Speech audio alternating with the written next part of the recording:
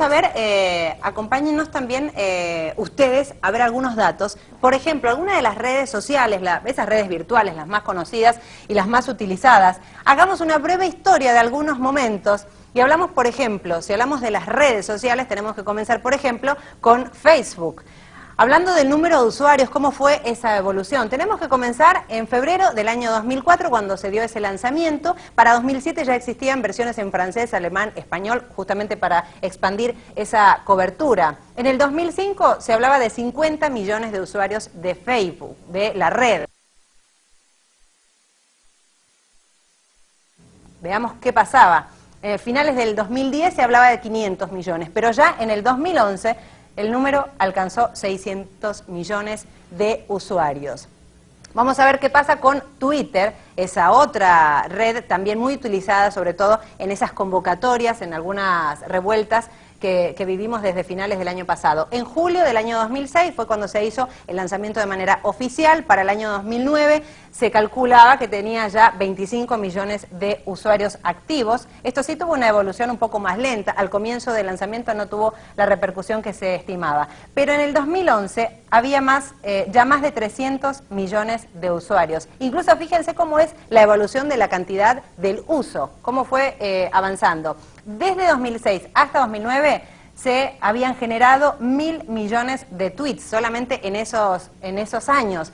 Pero fíjense, ahora se calcula que en una semana hay 1.000 millones de tweets. Esto también como para entender cómo fue avanzando, cómo la gente se va sumando.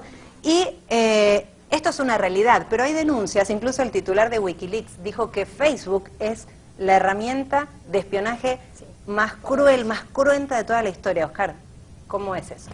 Bueno, sí, aquí habría que pensar un poco que hay una doble linealidad ahí, o sea, un doble discurso. Digamos que desde algún punto de vista son los usuarios los que, dentro de la lógica o la producción de subjetividad desde estos dispositivos, los usuarios son los que ponen a disposición su información. Cuando uno ingresa, acepta un montón de condiciones, ¿no? Exactamente, ajá, aunque sean, como dicen por ahí, letras pequeñas, ¿no? Exacto. Pero en muchos de los casos son las propias personas las que aceptan con voluntariamente, exponer su vida a través de estos dispositivos y a través de estas páginas. Entonces, difícilmente se pueda hablar de espionaje, porque el espionaje está relacionado con información clandestina, con información que se halla o que se busca por fuentes que no son regulares, etcétera.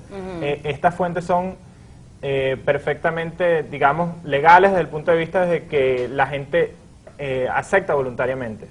Entonces yo creo que el problema no estaría tanto en discutir la existencia o no de este espionaje, sino más bien, por ejemplo, el uso que se le puede dar a esta información o quiénes son las personas que utilizan esta información, pero más allá el tipo de subjetividad o el tipo de sociedad que se está creando desde estos dispositivos, que es una subjetividad o un tipo de persona que busca exponerse. Y es lo que nosotros en algunas investigaciones hemos llamado la exposición de los estilos de vida y hacia la creación de los estilos de no vida, que son, fíjate, son estilos de vida que no tienen riesgo, es decir, que no asumen riesgo, que siempre están en la producción del individuo, que están en la preocupación por sí mismo y que no se ponen en relación con los demás. Entonces, habría ahí una falta de relación.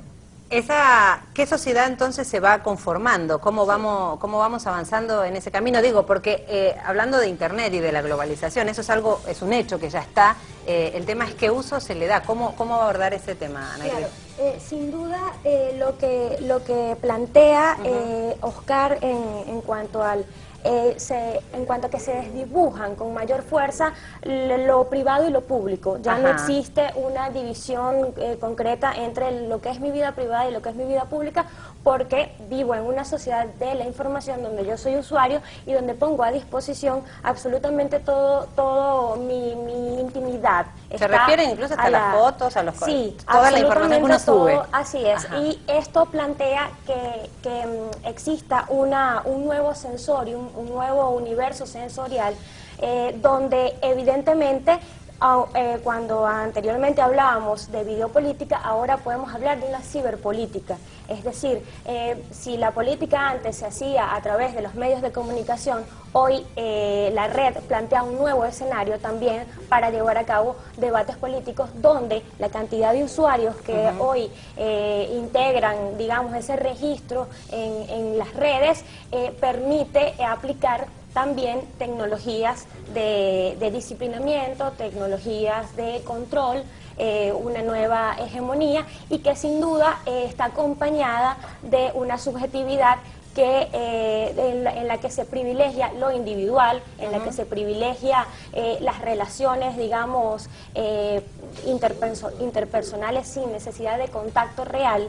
Todo virtual. Así es, y donde por supuesto esto plantea una sociedad, como tú lo decías, hacia dónde caminamos, una sociedad cada vez más indivisa, cada vez más autómata, cada vez más anestesiada sobre todo, anestesiada de cierto modo políticamente. En el caso de los Estados Unidos vamos a repasar algunas de las frases. Nos referimos a Hillary Clinton, secretaria de las Relaciones Internacionales. Escuchemos, secretaria de Estado de Estados Unidos, ¿qué dice en torno a los peligros que puede traer este tipo de redes? ¿Tenemos el testimonio? Vamos a intentar, si no lo recuperamos más adelante, a ver. Internet es una carta blanca para que los criminales roben datos personales y propiedad privada intelectual.